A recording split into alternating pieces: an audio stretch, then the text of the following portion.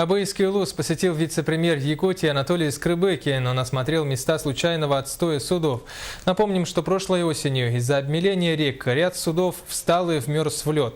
Таким образом, объемы грузов в Индигирскую группу улусов доставить полностью не удалось. Вице-премьер на месте ознакомился с ходом работы и темпами по вывозу оставшихся объемов.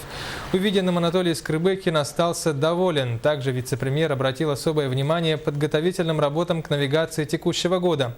Это выморозочные работы, подготовка флота и завоз запасных частей. Немаловажным остается и вопрос приобретения земснаряда на баре реки Индигирка.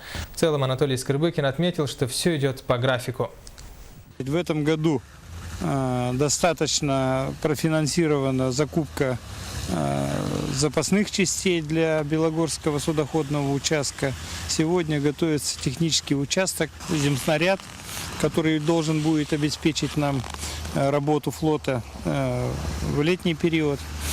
Значит, в целом все работы ведутся по графику, и надеемся, что и судоходная компания, и администрация Ленского бассейна своевременно подготовят флот к навигации текущего года.